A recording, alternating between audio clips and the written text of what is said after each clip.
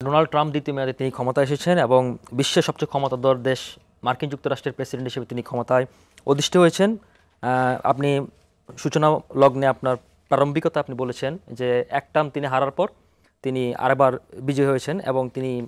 Lower house এবং আপার house দুই হাউসে তিনি খুব পপুলিস্ট ভোট এবং তার ইলেকটোরাল ভোট দুইটাতে তিনি খুবই ম্যান্ডেট পেয়ে তিনি ক্ষমতায় এসেছেন। এবং এই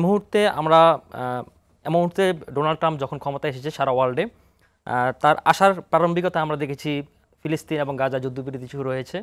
এবং আমরা আশা করি খুব শীঘ্রই রাশিয়া এবং ইউক্রেন যুদ্ধ বন্ধ হয়ে যাবে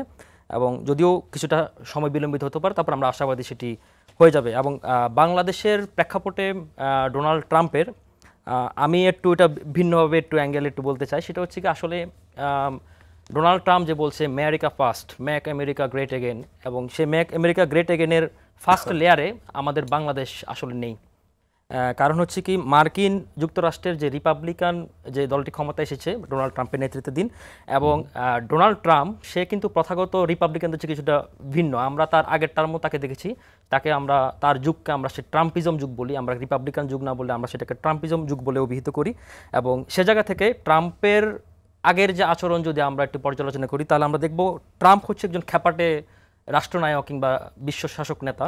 এবং সে জায়গা থেকে ট্রাম্পকে প্রেডিক্ট করাটা খুবই টাফ। তো সে জায়গা থেকে গতবারের তুলনায় এবার ট্রাম্প আমাদের কাছে আরও একটু বেশি ম্যাচিউরড মনে হচ্ছে এবং তাকে কিছুটা প্রিপারেশন নিয়ে তিনি এই ক্ষমতা এসেছেন। এবং আসার পরবর্তী সময় তিনি আপনি যেটা আপনার বক্তব্যে রেখেছেন সেটি হচ্ছে কি তিনি আসার পরেই 150টি নির্বাহী আদেশ জারি করেছেন, 78টি পূর্ণ বাইডেনের আমলে নির্বাহী আদেশ তিনি বাতিল করেছেন। তিনি আবারও সেই জরুরি অবস্থা জারি করেছেন সেই মেক্সিকো বর্ডারে। তো সর্বোপরি বাংলাদেশের প্রেক্ষাপটে অনেক সম্ভাবনা তৈরি আছে, তেমন কিছু ঝুঁকির জায়গা আছে। আপনি যদি ফার্স্টে ঝুঁকির জায়গা আমাদেরকে বলেন তাহলে সে জায়গা হচ্ছে কি আমাদের যে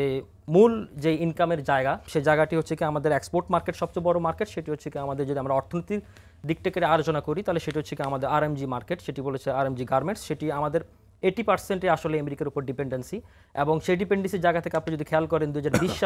সালে আমাদের শুধুমাত্র গার্মেন্টস থেকে আমাদের ইনকাম এসেছে $10.41 বিলিয়ন।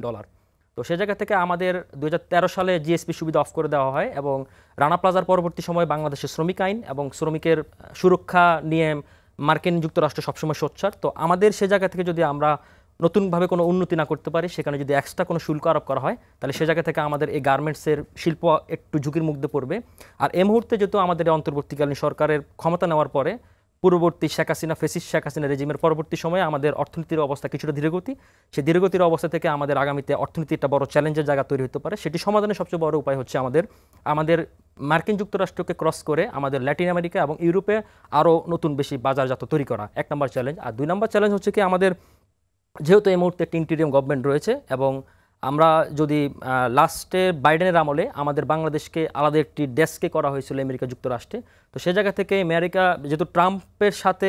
ভারতীয় প্রধানমন্ত্রী নরেন্দ্র মোদীর একটি ঘনিষ্ঠ সম্পর্ক রয়েছে এবং ট্রাম্পের প্রেসিডেন্সি আমলে তার অনেক ভারতীয় বংশোদ্ভূত রয়েছে,